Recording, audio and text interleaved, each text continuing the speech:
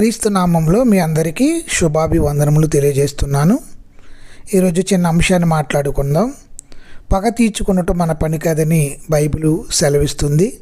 ఒకసారి మనం ఆలోచిస్తే ప్రియులారా, పగ తీర్చుకునే పని మనకు లేదని, పగ తీర్చుకునే పని ఎల్లప్పుడూ కూడా దేవుడే మన పక్షాన తీర్చుకుంటాడని, అందుకే బైబిల్ అంటుంది పగ తీర్చుట ప్రతిఫలం ఇవ్వడం నా పని అని దేవుడు సెలవిస్తున్నాడు.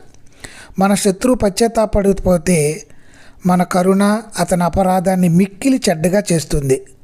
మనం అతని మీకు ఇచ్చే తీర్పు మరింత తీవ్రతగా ఉంటుంది. ప్రియమైన దేవుని వారలారా, చెడు మన చుట్టూ ఉన్నది కనుక కొన్నిసార్లు క్రైస్తవులు నేను దేని చేత కృంగిపోయి నిరుత్సాహం చెందుతున్నాను, ఇదిగో దుష్ట మనుషుల చేత శ్రమనొందుతున్నాను, కొన్నిసార్లు అదే విధంగా నేను భరించలేకపోతున్నాను, ఈ రోదన చేస్తూ ఉంటాం. వారు విశ్వాసాన్ని సన్నగిలు చేసుకుంటూ ఉంటారు. వారు దేవుని నుండి వేరుపరచబడుతూ ఉంటారు.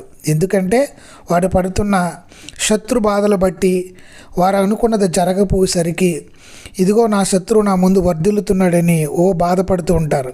కానీ దేవుడు చెబుతున్నాడు, పగ తీర్చుకునే వంతు నాది, నేనే ప్రతిఫలం ఇస్తానని మనతో చెబుతున్నాడు. ప్రియులరా, చెడు మన చుట్టూ ఉన్నప్పటికీ మన దేవుని సహాయంతో మేలు చేత కీడును జయిస్తాము.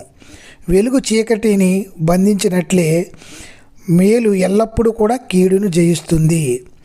మేలు చేత కీడును జయించవచ్చని పరిశుద్ధాత్మ ద్వారా పౌలు గారు మనకి సలహా కాదు కానీ అదొక గొప్ప ఆజ్ఞగా మనకి ఇచ్చి ఉన్నాడు.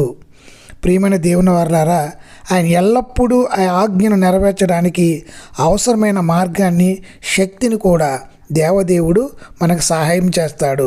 కనుక బైబిల్ అంటుంది, నీ శత్రువును కూడా ప్రేమించు, వారి కొరకు ప్రార్థించు అంటుంది. పగ తీర్చుకునే పని దేవుడికి అప్పగిద్దాము. దేవుడు మిమ్ములను మీ కుటుంబాలను దీవించును గాక. ఆమేన్.